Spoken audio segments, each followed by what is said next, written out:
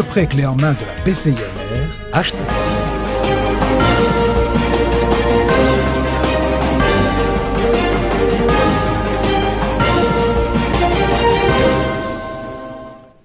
Mesdames et messieurs, bonjour et soyez les bienvenus dans cette nouvelle édition de votre journal de 15 heures dont les principaux titres. Donc voici donc les faits marquants.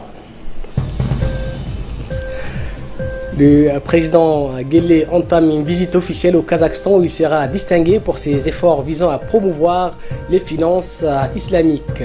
Et puis au Kenya, les nouveaux tours du scrutin de la présidentielle contestée fixés au 17 octobre.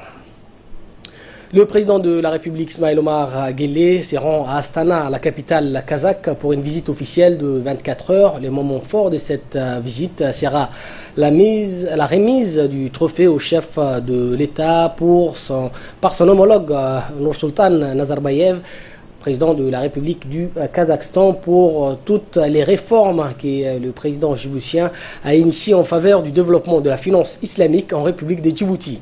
Les prix est décerné par Global Islamic Finance Awards. Ces prix récompensent chaque année un leader pour ses efforts menés et visant à promouvoir la finance islamique. Ces secteurs d'activité économique a connu un essor assez considérable sous l'impulsion du président de la République, Ismail Omar Guelleh, qui préside régulièrement les conférences internationales sur les rôles prépondérants des banques islamiques. Rappelons aussi que le Kazakhstan s'est ouvert à la finance islamique. L'économie de ce pays d'Asie centrale est en plein boom. Le Kazakhstan et la République de Djibouti ont tissé des liens d'amitié et de coopération qui reposent sur l'entente mutuelle et la sauvegarde des intérêts vitaux entre les deux peuples. Le chef de l'État est accompagné d'une importante délégation comprenant notamment le ministre des Affaires étrangères de la coopération internationale, Mahmoud Ali Youssouf, les gouverneurs de la Banque centrale, Ahmed Ousmane, et l'ambassadeur de Djibouti à Moscou et à Astana. Hidayah Mohamed Abdullahi met en relief les relations de coopération existantes entre Djibouti et Astana et nous reparle de cette distinction dont sera honoré le président Guelleh.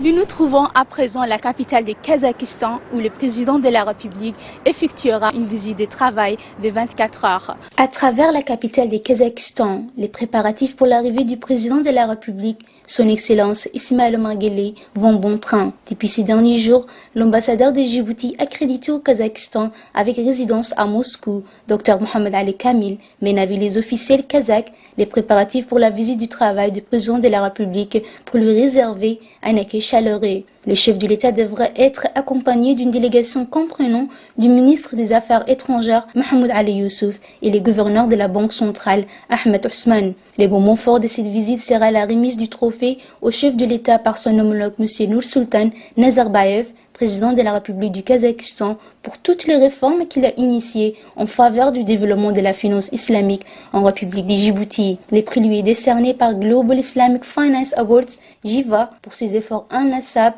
dans la promotion de la finance islamique. Notons au passage que ce secteur d'activité économique a connu un essor considérable sous l'impulsion réitérée du président de la République qui préside régulièrement les conférences internationales de la Banque islamique ces dernières années. Rappelons aussi que le Kazakhstan s'est ouvert à la finance islamique. L'économie de ces pays d'Asie centrale est en plein boom.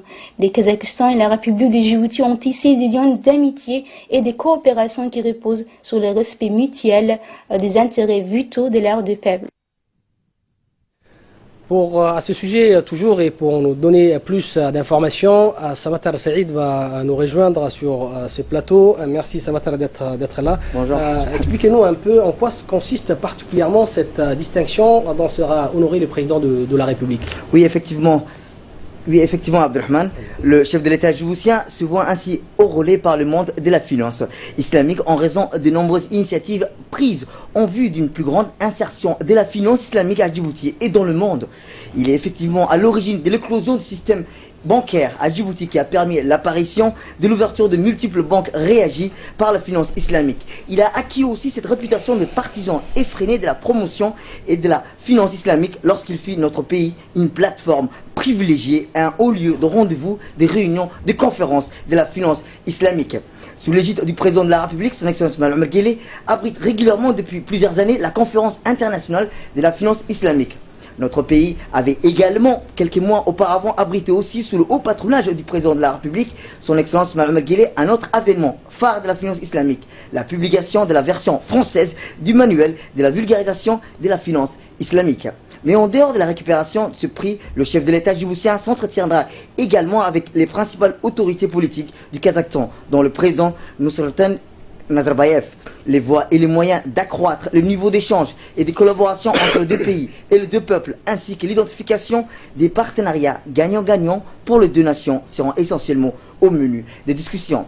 Djibouti et le Kazakhstan ont un nombre important de valeurs, d'identités communes pour entériner ensemble des partenariats actifs. Notre pays, qui réunit toutes les conditions de servir de plateforme, de relais pour les échanges économiques et commerciaux du monde de haute vocation d'être partenaire efficient pour le Kazakhstan, puissance pétrolière et incontestable. C'est la deuxième rencontre, Abdurrahman, entre le président Guelleh et son homologue du Kazakhstan. Et la première avait eu lieu en juin 2011, cet forum économique de l'OCI. La tête-à-tête entre les deux chefs d'État ont porté sur les dialogues de coopération entre l'islam, l'Occident, mais également l'aspect économique et politique. Développer les possibilités d'une coopération bilatérale entre les deux pays a été soulevé. La crise yéménite était au centre de discussion entre les deux présidents. Rappelons que le Kazakhstan est la plus importante économique d'Asie centrale de Djibouti, veut être le cordon ombilical entre l'Asie, le Moyen-Orient et l'Afrique de l'Est.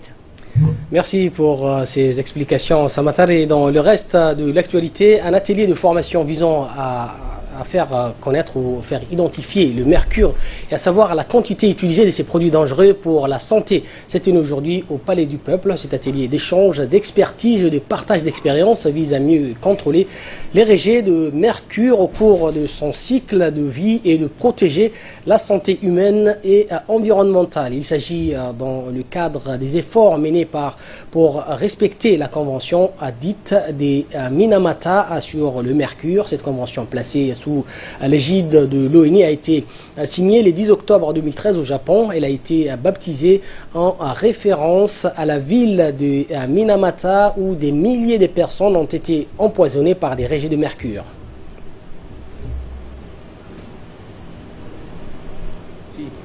Salue la présence du consultant international, M. Dominique Bali, spécialiste du mercure, qui a accepté de faire le déplacement à Djibouti pour partager ses expériences dans le domaine de la gestion du mercure dans son ensemble. Je le souhaite la bienvenue et un bon séjour à Djibouti.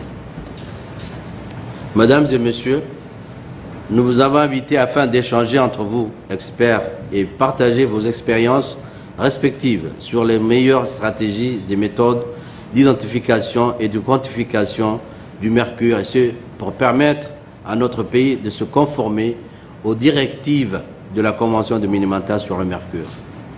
La Convention de Minamata sur le mercure, comme nous l'avons évoqué dans nos précédents ateliers, est un traité mondial visant à protéger la santé humaine et l'environnement contre les émissions et les rejets anthropogéniques de mercure et de composés du mercure.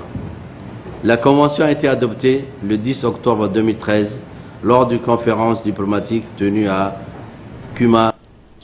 C'était Hussein Rirash Rouli, directeur de l'environnement et du développement durable. Les religieux ou hommes des fois impliqués dans la stratégie de lutte contre les mutilations génitales féminines ont tenu une réunion. Il se prépare à lancer une fatwa pour interdire cette pratique. Une réunion dans ce sens, la seconde du genre, s'est tenue à l'hôtel Les Acacias. Cette réunion a vu la participation du président du réseau de lutte contre les MGF, Cheikh Abdurrahman Mohamed Ali, dit Shamsaddin, surtout président du comité de la fatwa et du Haut Conseil islamique. Également le chargé du programme du Fonds des Nations Unies pour la population sur les mutilations génitales féminines, mademoiselle Soufran Mohamed, ainsi que le secrétaire général du réseau Ousmane Hussein Ahmed.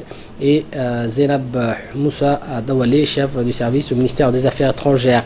Une fatwa ou un décret religieux pour les abandons total des mutilations génitales féminines est en préparation. Cette fatwa pourrait mieux protéger les femmes et surtout les jeunes filles contre toute forme d'excision. Cette approche à la fois religieuse et culturelle pourra avoir un impact positif sur l'abandon des MGF. Ce réseau de lutte contre les MGF a été créé en 2016 par le ministère des Affaires musulmanes et de la culture et du bien Warf avec l'appui du FUNIAP.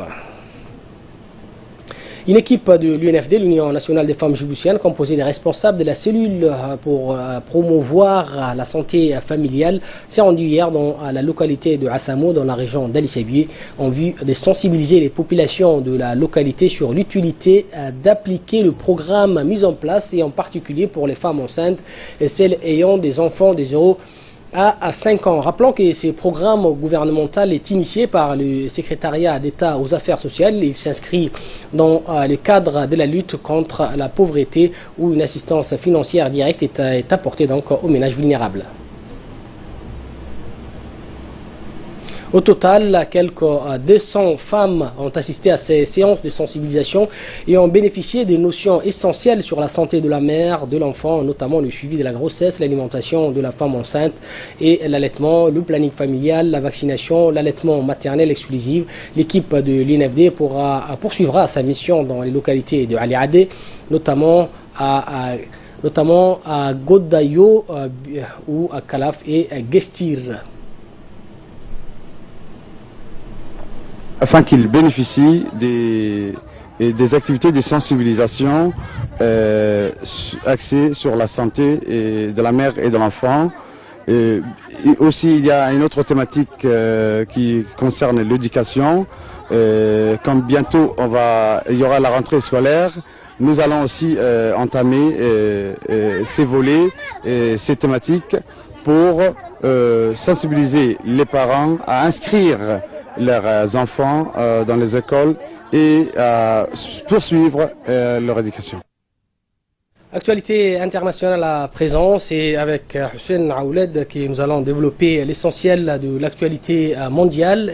Et commençons par une information régionale, et notamment au Kenya, où une nouvelle élection présidentielle est prévue pour le 17 octobre prochain. Effectivement, Abdourahmane, donc la nouvelle élection présidentielle aura lieu le 17 octobre prochain. Celle Uhuru Kenyatta et Raila Odinga y participeront. La commission électorale a annoncé hier soir, vendredi dernier, la Cour suprême avait donc en effet annulé la victoire du président sortant et ordonné l'organisation de nouvelles élections sous des mois. Les Kenyans se rendront à nouveau aux urnes le 17 octobre pour choisir le président entre les sortants Kenyatta et l'opposant Odinga, après l'invalidation par la Cour suprême du scrutin du 8 août. Malgré toutes les incertitudes qui l'entourent et les reproches dont elle fait l'objet, la commission IEBC n'a pas tardé à choisir une nouvelle date dans le limite des mois imposés par la Constitution après l'invalidation du premier scrutin. Saisie par l'opposition, la Cour suprême avait annulé vendredi contre toute attente le résultat du scrutin du 8 août, à l'issue duquel M. Kenyatta avait été proclamé vainqueur avec 54,27% des voix contre 44,74% pour Odinga. L'IEBC a précisé que celles M. Kenyatta et Odinga figureraient cette fois-ci sur le bulletin de vote. Les 6 autres candidats qui avaient réuni moins de 1% des voix lors de la première élection ne pourront s'y représenter à Abdourahmane. Et puis l'actualité nord-coréen qui continue d'inquiéter la communauté internationale, et en réponse, on le sait, la Corée du Sud a lancé des manœuvres à tir réel en mer du Japon. C'est donc intervenu après le 6e essai nucléaire de Pyongyang. Oui, effectivement, 2 jours après le dernier essai nucléaire de la Corée du Nord, le plus puissant de son histoire à en croire les spécialistes, le monde est sur ses gardes et sa voisine, la Corée du Sud, et se lance dans de grandes manœuvres.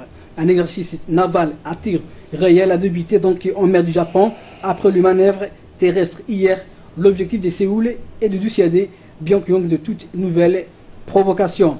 Devant les conseils de sécurité de l'ONU réunis en urgence, les États-Unis ont plaidé pour cesser le demi-mesure et opté pour les sanctions les plus fortes possibles. possible.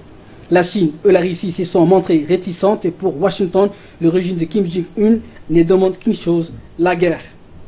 La bombe à hydrogène que Pyongyang a fait exploser dimanche dernier avait une puissance estimée à 50 kilotonnes, soit 5 fois plus que le précédent test nord-coréen et plus de 3 fois que la bombe américaine lâchée sur Hiroshima en 1945. Le dernier essai à Abdurrahman nucléaire vient de s'ajouter à de nombreux tirs de missiles des forces de Pyongyang, avec notamment des tirs de missiles balistiques et intercontinentaux qui semblent mettre les territoires américains à portée de frappe.